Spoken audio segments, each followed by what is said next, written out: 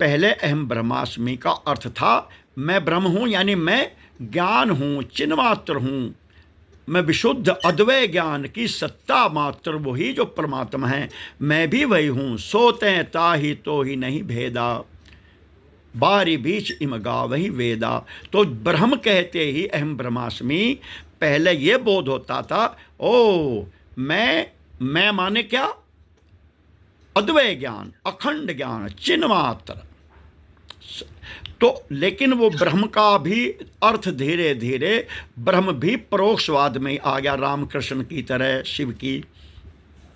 तो अब अगर अपरोक्ष में कहना है, जो प्रचलन अब हुआ कल युग में, अब वहां पर आपको उसके लिए ज्ञान प्रयोग करना पड़ेगा, चिन्ह मात्र का प्रयोग करना पड़ेगा, सच्चिदानंद कहना पड़ेगा। लेकिन अब कलयुग की ऐसी कृपा और भगवान की ऐसी चतुराई, ठाकुर जी की ऐसा गेम लीला है कि ज्ञान का भी अर्थ परोक्ष में ही हो गया, ज्ञान भी गया। अब सच्चिदानंद कहते हैं। अनेक संप्रदाय ऐसे हैं, बहुत बहुत ऐसे सदगुरुदेव हैं, जैसे हमारे महाराज श्री पूजनीय श्री नगली साहब वाले भगवान।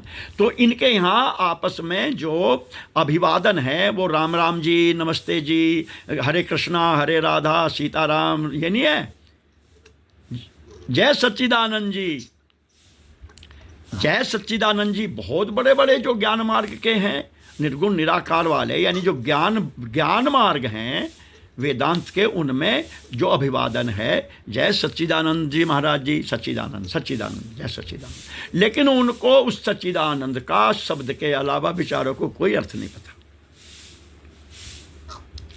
कुछ नहीं। तो ये भी परोक्ष का वाचक हो गया। ये सब कल युग महाराज की बहुत तीव्रता से गाड़ी बहुत फास्ट कर दी इन्होंने। कल युग महाराज ने टॉप गियर में चला दिया अपनी युग धर्म को, सीधा। तो यानी सतचित आनंद का भी अर्थ खत्म, शब्द रह गए। उनसे पूछो क्या होता है सच्चिदानंद, कि सच्चिदानंद भगवान होते हैं, गुरुदेव होते हैं, बस। हाँ, ऐसे ही ब्रह्म पूछो, जो आजकल ब्रह्मनिष्ठ ब्रह्मवादी हैं तथा कथित वेदांती, अरे औरों की बात छोड़ दो, जो तथा कथित सन्यासी, बड़े बड़े वेदांती, उनसे पूछो जो कह रहा है एम ब्रह्मास्मि, तो उसको ब्रह्म का अर्थ नहीं पता। उसके लिए ब्रह्म का अर्थ ऐसा है जैसा हमारे लिए राम, कृष्ण, शिवजी, हरि हरि, नारायण नारायण, परोक्षवाद में ही है। उसकी मति में ज्ञान नहीं है, ज्ञान को तो वो पकड़ता ही नहीं। अब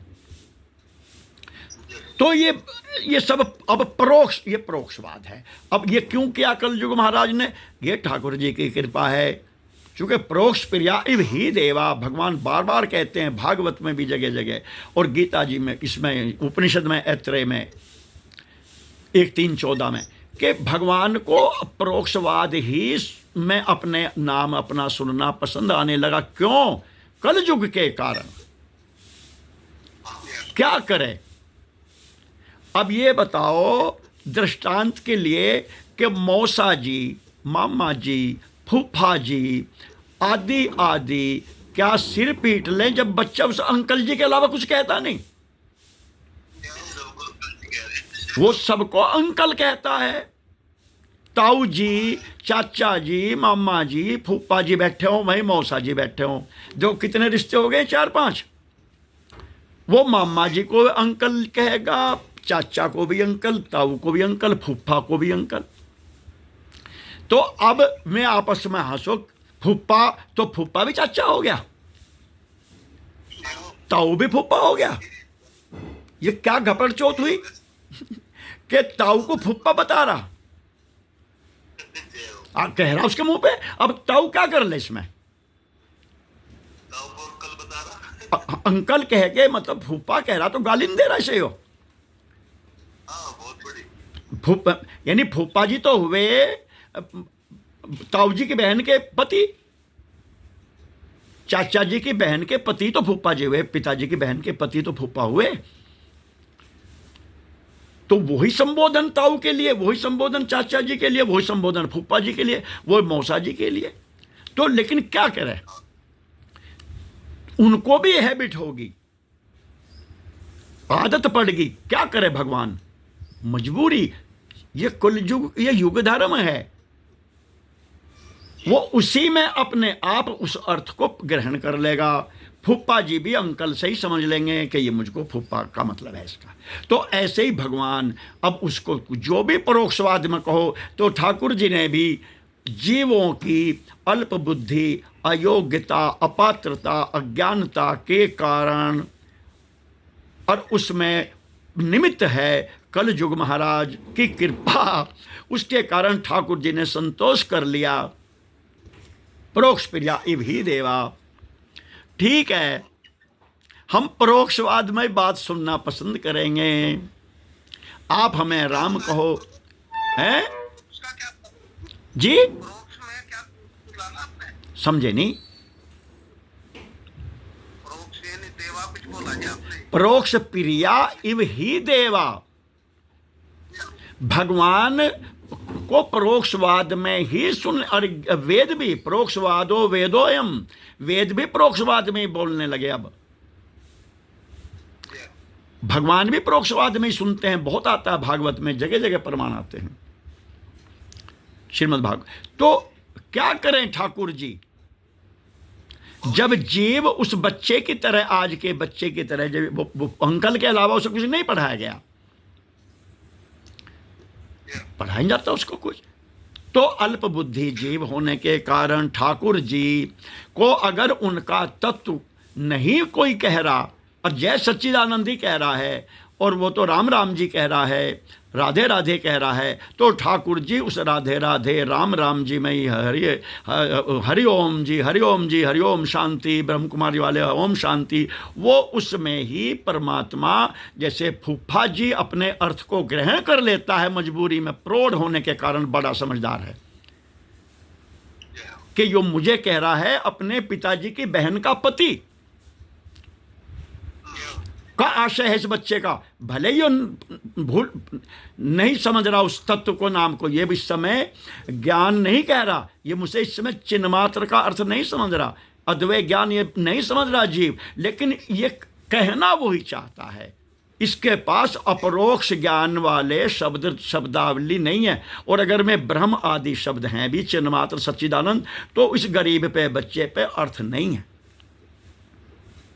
जीव की ये स्थिति देखकर भगवान ने कलयुग में छूट कर दी कि तुम कहो एम ब्रह्मास्मि, बिना अर्थ के ही कहो अहम ब्रह्मास्मि, तो मैं समझ लूंगा कि तुम्हारा तात्पर्य है कि मैं भी ज्ञान घन हूं, मैं भी चिन्मात्र हूं, मैं ज्ञान घन हूं, क्योंकि मैं ज्ञान में बना हुआ हूं, ज्ञान में ही एक डली हूं बर्फ की तरह, मैं ज्ञान में ही एक स्फुरना हूं, ज्ञान की एक वाइब्रेशन किरण हूं। ये कहना चाह रहा है ये गरीब, भले एम ब्रह्मास्मि का अर्थ नहीं समझ रहा, तो परमात्मा ग्रहण कर लेता है, इसलिए छूट है। सीताराम, राधा स्वामी, हाँ ये भी वही है। वही वही। अरे आप जो भी आज कोई कुछ कह रहा ना, भगवान का नाम जो भी कुछ कहो, जिस संप्रदाय में अल्लाह, खुदा आदि आदि जो भगवान, वो नाम उसका परोक्षवाद में ले रहा है। तो परोक्ष प्रिया इव ही देवा, भगवान को परोक्षवाद पसंद आने लगा मजबूरी में, नहीं तो भगवान को क्यों परोक्षवाद पसंद आवेगा। भगवान ये भी तो कहेंगे कि तुम मुझको थोड़ा तत्व से भी तो जानो, कभी कभी तत्व का भी तो निरूपण वर्णन बोध किया करो। वंदे बोधमयम नित्यम, शंकर भगवान की तरह कभी कभी बोधमयम भी तो रहा करो, ज्ञान घन भी तो रहा करो। मैं विशुद्ध बोध विग्रहम हूँ, तो मेरे विशुद्ध बोध ग्रह में जो निर्विशेष ज्ञान हूँ, उपाधि रहित चिन्ह मात्र ज्ञान मात्र हूँ, जिसमें कोई नाम रूप लीला धाम नहीं है, जिसमें कोई उपाधि नहीं है, कोई विशेषता नहीं है, कोई गुण नहीं है, मैं निर्गुण हूँ ज्ञान। तो कभी कभी उसका भी तो अनुभव करके थोड़ा सा मेरी चर्चा किया करो,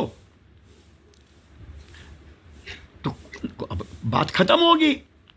करते नहीं तो भगवान परोक्षवाद में ही अपने अर्थ को स्वयं स्वीकार कर लेते हैं। अब ये जिम्मेदारी भगवान की है कलयुग में, के अबोध जीवों की, अबोध साधकों की, अबोध परमार्थम क्षेत्र में, जो इस समय परमार्थी क्षेत्र में है, कि इनकी अबोधता को, उस बोध में अर्थ को अपने आप बनावे समझे। वो यहां कोई नहीं समझने का। जैसे बच्चा आजकल किसी दुकान पे गया और उसको उसके माँ ने या किसी ने कह के भेजा, जाओ दुकान पे से लो, ये लो 100 रुपये और एक 100 रुपये का हींग ले आओ। उस बच्चे को अभी 5 साल पता नहीं होने का हींग क्या चीज होती है, लेकिन हींग शब्द है उसके पास, नाम। अब वो दुकान पे गया, लो अंकल 100 रुपये का हींग। उसने डिबिया बंद करके दे दी, बच्चे को नहीं पता इसने क्या दिया, लेकिन घर पे क्या लेकर आए, हींग लाया, तो हींग ही। तो क्या गलती हुई? तो बच्चा बिना अर्थ को जाने, बिना अर्थ के समझे इसने काम चल लिया। दुकानदार भी समझ गया, हींग कहने से दुकानदार ये थोड़े कहेगा हींग क्या अर्थ होता है हींग का। मान लो 4 साल का बच्चा है, 3 साल का, हाँ भाई हींग माने क्या, नु कहेगा उससे वो दुकानदार नहीं कहने का, और मां भी नहीं आके कहने की। तो समझने वाले समझते हैं, आज भी समझने वाले समझ गए, जो ना समझे वो अनाड़ी है। लेकिन काम बच्चे का भी चल रहा है, जैसे बच्चे का भी बिना अर्थ के नाम मात्र से काम चल रहा है, ऐसे ही इस कलयुग में ठाकुर जी की कृपा है कि भगवान के बिना अर्थ के नाम से भी भाव कुभाव अनक आलसुहु, यही तो है। नाम जपत मंगल दिस दसु। अरे जापक नहीं समझ रहा राम माने ब्रह्म परमार्थ रूप है। फिर ब्रह्म क्या होता है ये समस्या होगी, चलो ब्रह्म कह दिया, अब कहेगा व्हाट इज ब्रह्म, क्योंकि ब्रह्म भी निरर्थक हो गया। अब उसको अगर ज्ञान कहो तो कुछ दिन बाद ज्ञान भी समाप्त होने वाला। ज्ञान का भी अर्थ ज्ञान नहीं रहने का, जो वास्तव में कोनोटेशन है ज्ञान का, तो ज्ञान भी ज्ञान सिंह ही रह जाएगा, ज्ञानचंद मास्टर जी। ऐसा ही हो जाएगा, ये हो गया ज्ञान भी ऐसा ही।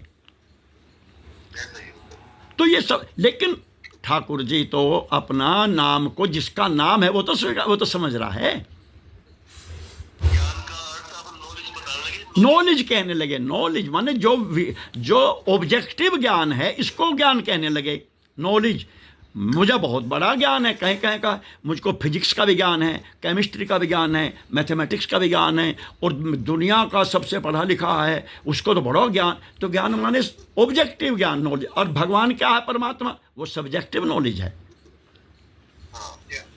जिसमें ज्ञान हो रहा, जिससे ये विषयों को जान रहा है, जिसमें ये विषय आ रहे हैं, जिसमें ये विषय जाके विस्मृति में जा रहे इस विद्यार्थी की, जिसमें ज्ञान बढ़ रहा है, ज्ञान घट रहा है, नए ज्ञान के नए टॉपिक, नए सब्जेक्ट, नए वो आ रहे हैं, वो जो सत्ता है ज्ञान की, जिसमें ये सब नॉलेज, जो जिसमें ऑब्जेक्टिव नॉलेज बन रही हैं, बढ़ रही हैं, घट रही हैं, कम हो रही हैं, ब्लैंक हो जाता है। फिर वो जो बिना ज्ञान का ज्ञान होता है, तो ज्ञान तो वो तत्व है, परमात्मा तत्व तो।